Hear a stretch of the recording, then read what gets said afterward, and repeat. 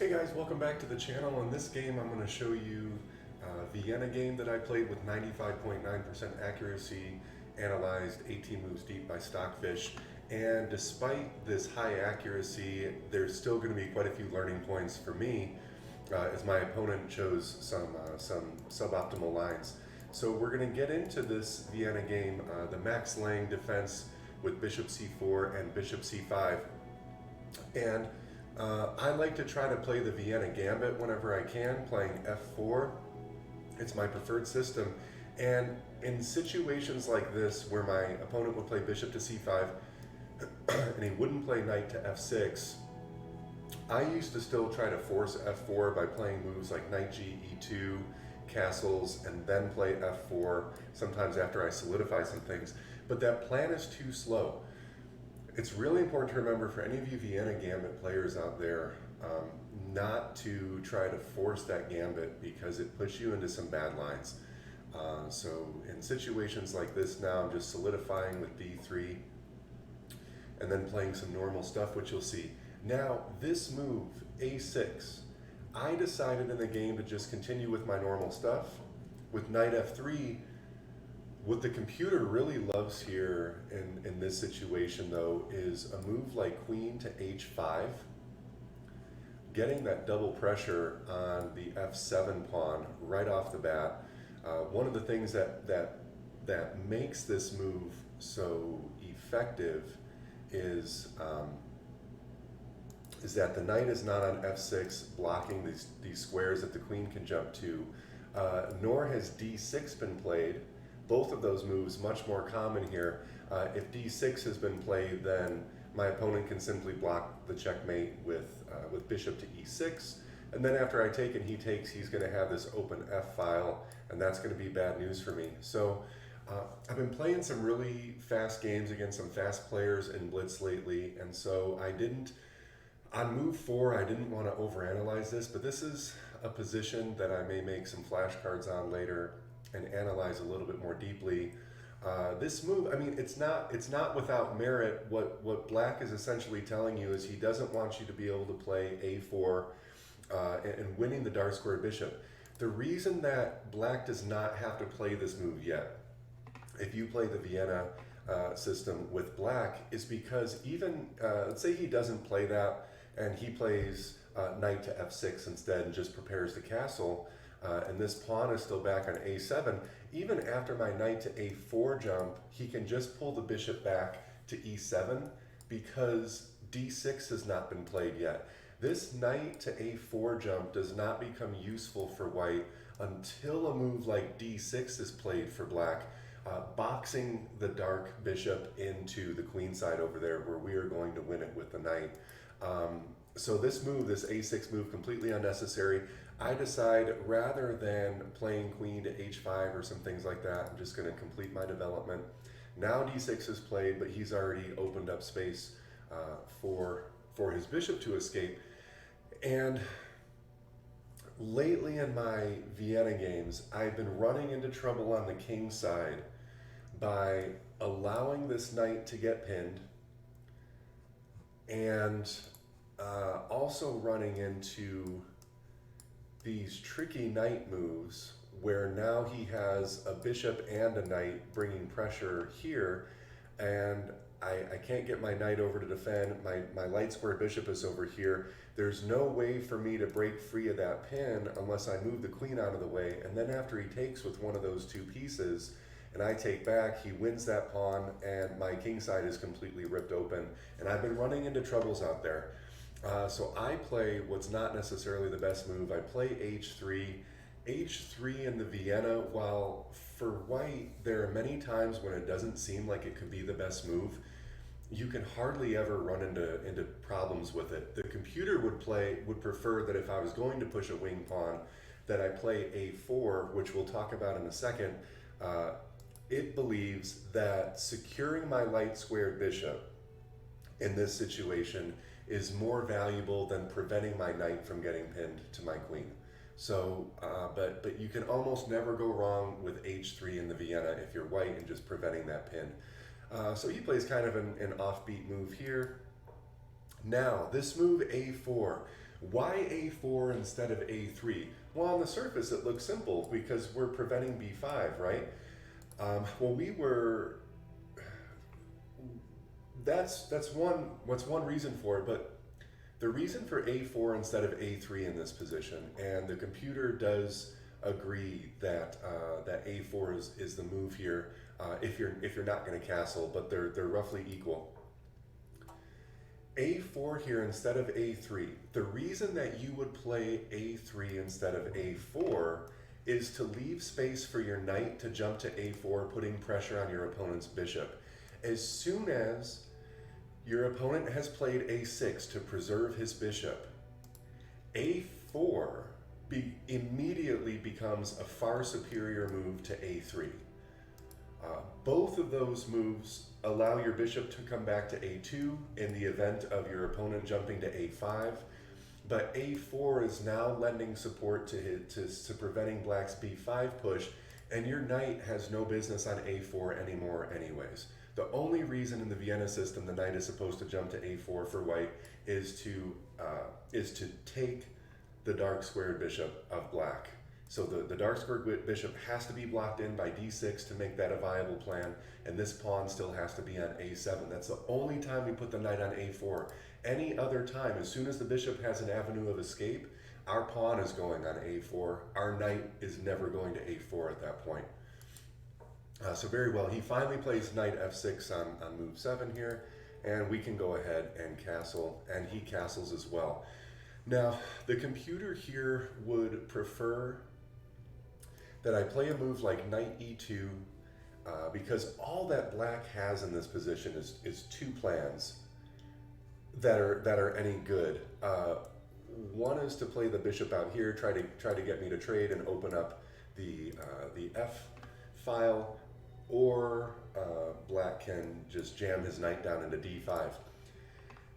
The knight down to d5 is probably a more viable plan for black. So knight to e2 starts to prevent that. Even if he jumps in, or if he doesn't jump in, we can play c3 and we begin our pawn storm in the center. So the computer really likes that. I decide that I want to trade bishops. It doesn't like this move. The computer doesn't think that after black takes and I take back and I get the f file, that's good for me. So I'm going to look at that in a little bit more detail. Another way to create this trade of dark squared bishops is to bring the queen to e2 first, but as you just kind of saw, the e2 square is better suited for the knight. So, but we get away with one here. He decides to retreat, which is an absolutely terrible move, and then after I takes and he takes, we're free to roam here. And we're going to go ahead and jump our knight into d5, trying to provoke him to take so I can get out here with the bishop and then try to get him overextending his pawns. Once he overextends his pawns, I can start to attack on the king side. So he slides the knight in here, and now I just want to take up space. I don't want to deal with this push anymore, and I also don't want his knight being able to come to e5, making my bishop come all the way back to a2, which cuts off my rook's support of the a pawn. So a5, just continuing to gain space, and after takes, and the knight is back, we're going to just simply pull the bishop back nice and safe. I decide to go with b3 so that I have c3 and everything available here. But now, as you can see, black's number one plan here, most likely, is to play f5. Why wouldn't he play f5 here? He has a rook that's going to be attacking that square and a knight, and all that I have is a pawn, so this is his. And so he pulls the king over to the side. First, he has to remove it out of the pin of the bishop. So I know that this move is coming, and there's nothing that I can do. He has three pieces that are going to be on the f5 square, the knight, the rook, the pawn. All I have is one. There's no way that I can get three there in time to meet this. So we have to come up with a counterattack of our own. So you can pause the video here and try to figure out what white's plan is. But I'll give you a hint. If your opponent is going to try to create a break on the flank or the king side, you should try to create a break somewhere else. And with that in mind, d4 is the best move here. Now, at this point, what's really interesting about that d4 push is now all of a sudden f5 for black, which my opponent plays, is not nearly as good. Here's another really good place to pause the video and figure out how you would respond here. I'll give you a hint. You should take one of these pawns. Which one should you take?